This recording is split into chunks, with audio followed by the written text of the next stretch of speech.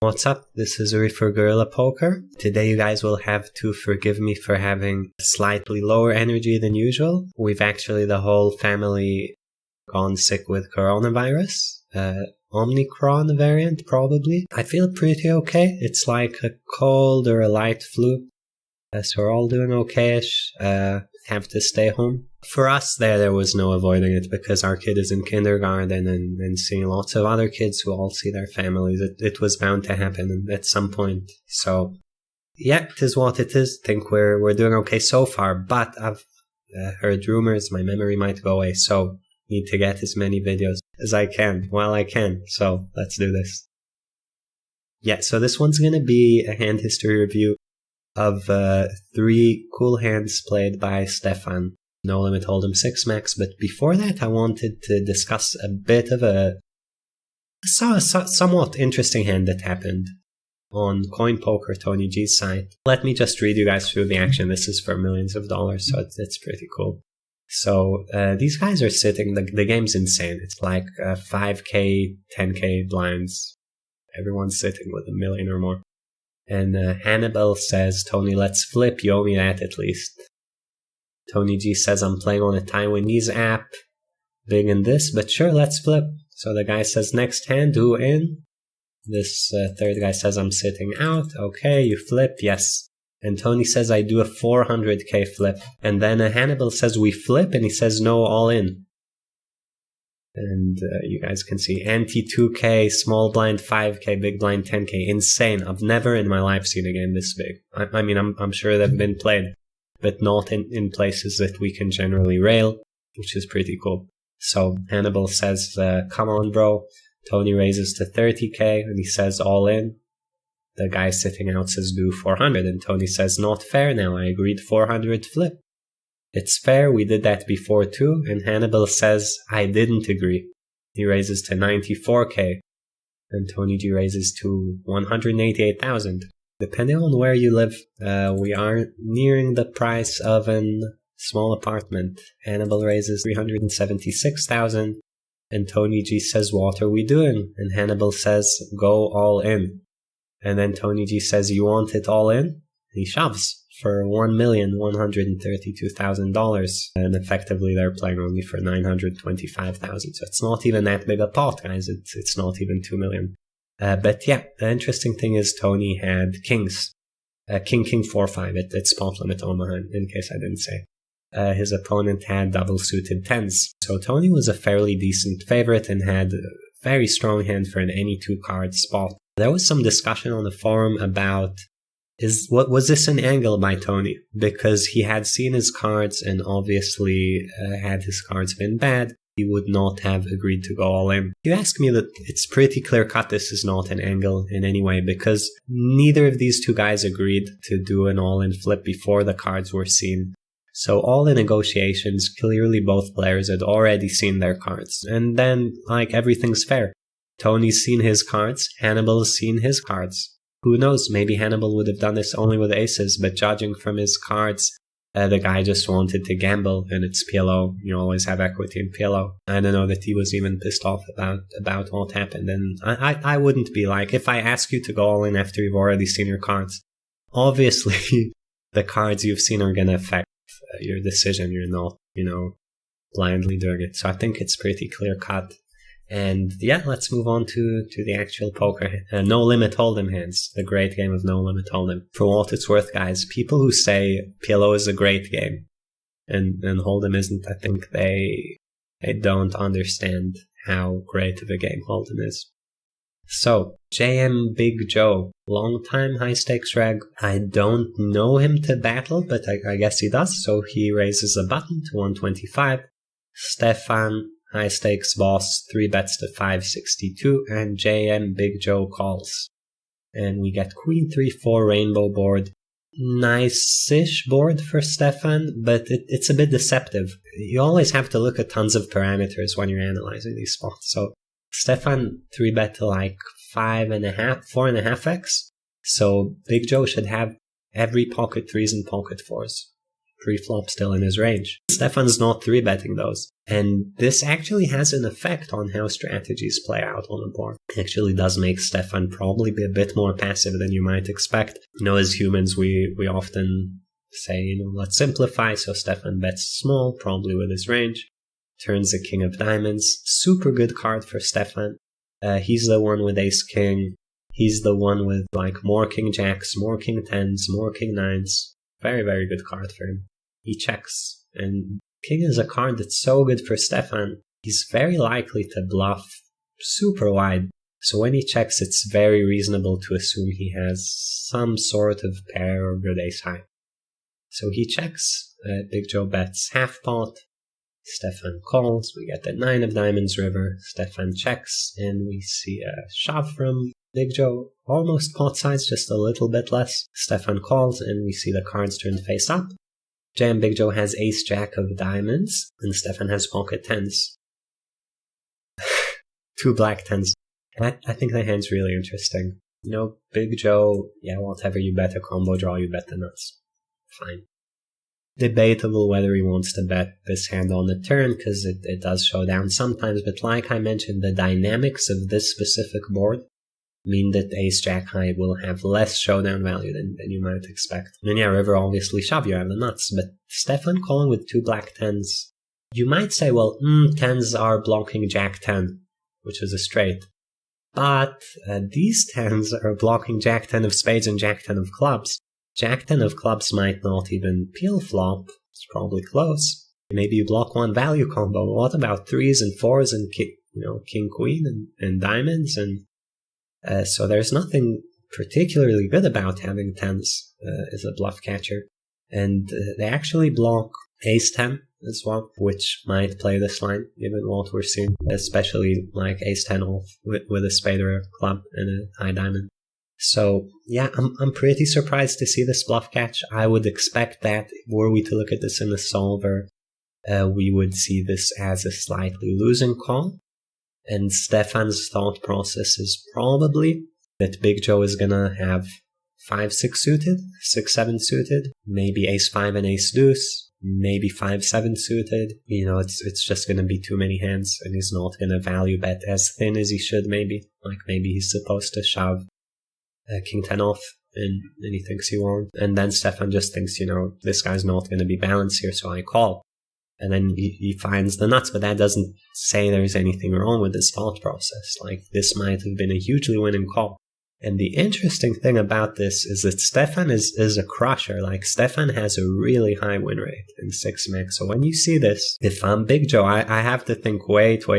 This guy, it looks stupid to call tens, but this guy's not stupid. He's reading my range in a way, and let's actually think, is that correct or not correct? So, as always, I'll give the disclaimer, the ranges are off, so we always look at the principles, but it's hard to imagine a 10 suddenly becomes a good or a bad call, and, in my ranges, in position still has 5, 6, 6, 7 suited, and ace-deuce, ace-5 for the most part, so I think it's going to be close enough. So we start out with Stefan c-betting most of his range and Big Joe calling, and we get king of diamonds turn, where, as I was saying, Stefan gets to be very, very aggressive, and you guys can see, sure, there are some give-ups, but a lot of the checking range is just 7s, 8s, 9s, 10s, jacks. So he checks. We get the half-pot stab from ace-jack suited, which is okay-ish. Looks like solver likes to go bigger than half-pot, going more polar, because it's betting a range that beats a queen. It's not going too protection stabby, but we bet. Stefan, at this point, mixes with tens. Mixing calls and folds. And the idea here is this. If your range is centered around 7s through jacks, that's the bulk of your range, then versus most strategies that your opponent takes that are reasonably sized bets, all of these hands are going to mix. And you guys can see this in the strategy where 7s through jacks mix, all the air folds, and then everything better like a queen or a king is going to always call. I think it's kind of a good rule of thumb in how do you think about a poker situation? You think about what's the center of my range, what is my opponent putting me on? and that is the hand that I should be mixing with if he's sizing in a reasonable way. Okay, so we get the call, we get this, we get the 9 of diamonds. And the difference is, at this point, you folded half of those, and certainly your range starts becoming a lot stronger. And here, if your opponent shoves, let's actually solve river accurately, because rivers are really easy to do that on. So if our opponent shoves, we can see that we get to mix. It's funny, because these like mix call, but they're minus EV. So something's a bit off with the solver's calculations, but when they mix calls, they're presumably 0 EV to call tens with a diamond, and it's losing to call tens without a diamond. And then kind of similar, like you're gonna call your kings, and you're gonna mix with your queens, because that's the way the spot works, but tens is obviously worse than queen 10. So what was Stefan hoping for? So first of all, you guys can see ace deuce, ace 5. Bet turn, but 5, 6 suited, 6, 7 suited don't necessarily bet turn, and ace jack, ace 10 don't necessarily bet. And then when Big Joe gets to the river, he has to give up with a lot of ace deuce, ace 5, and presumably if he gets here wide, this is just like a really good call by Stefan. So, guys, a peek into the mind of a genius is that Stefan recognizes as the game is going on. He's like, you're probably going to stab too much with these hand types, and you're not going to give up enough, and I know how these things work, so I'm going to make this loose call. Don't kid yourselves that Stefan thought this is a GTO call. Stefan does not play anything close to GTO. So, his first hand, one guy won, and the other guy owned him, if you ask me. Like, when I see the ace-jack stab, and the bet size, that indicates how wide he's probably stabbing. I think Stefan probably owned him pretty badly here. So second hand, Stefan raises, Big Joe 3 bets, Stefan calls. And we have c-bet, call, and turn Big Joe checks. Stefan bets small, and Big Joe shoves, and Stefan calls, and we see the hands. Big Joe has ace queen of clubs, not flush draw, and Stefan has pocket nines. If you ask me, somebody got fairly owned yet again. For most hands that you're check raising for value, they don't shove. And the shove kind of gives away, you want the other guy to fold, because if you had trips or aces or kings or whatever, you just check raise small and let him call his nines and shove river. You don't want him to fold. So I think he's giving his hand away a bit. Also, I think his hand should never ever check raise. It's a silly hand to check raise with, because it has great equity and it's doing really well. You beat all the bluffs. You have good outs. Why shovel your stack in with this type of hand? It's exactly the medium strength hand. If you have king queen of clubs, sure, maybe you get something better to fold ever. But here it's he wants Stefan to fold a hand like nines, but Stefan isn't doing that because he's being faced up about the bet size. So yeah, I would say super owned. On a scale of 1 to owned, I would call this super owned. So we'll still do the sim real quick. Half pot call, 8 of clubs. Check, Stefan bets 1/3 pot, and yeah, you guys can see that all in size is not a thing. It doesn't make sense, right? So when someone does a size that doesn't make sense, he usually he has something in mind. And when the size is all in and it's on the turn, usually he just has a draw. I think it's fairly obvious. We all make this mistake sometimes in the heat of the moment. There's lots going on, and yeah, but he did kind of give it away, what he has.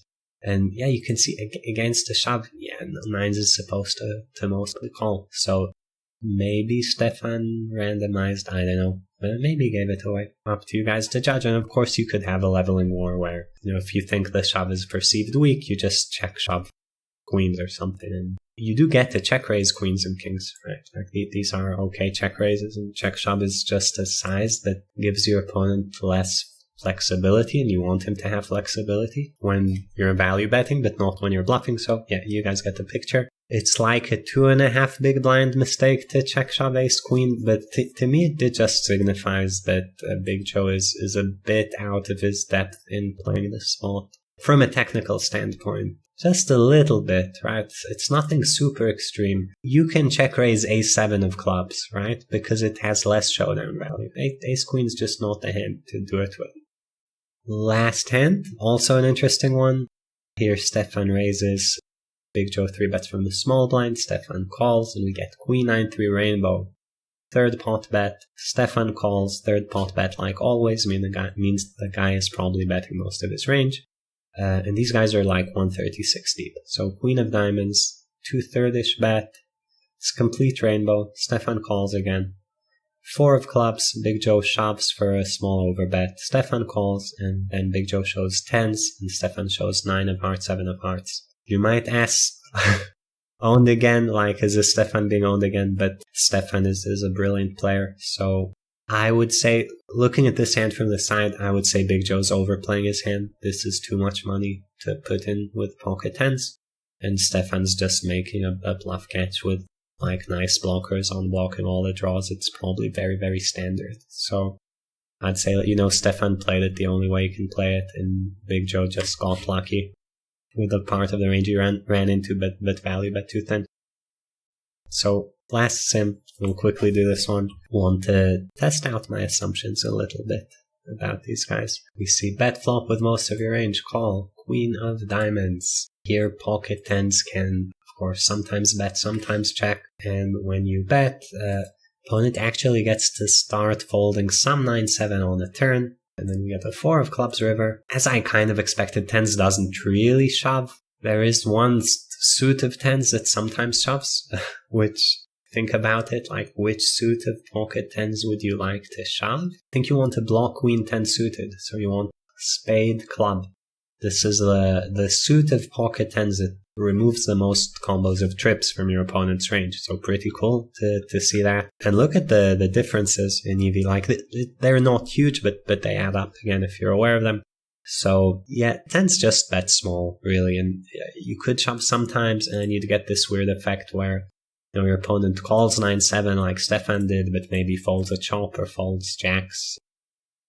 Sounds reasonable. So yeah, I guess not as bad as I thought. I'm not sure if this is what Big Joe is going for. And of course, technically it's a mistake, etc. But yeah, I can kind of see it. So not that owned in pocket 10s. Pocket 10s feels reasonable. And all these spots where I'm saying like someone got owned, like you guys have to realize I'm super nitpicky about these guys.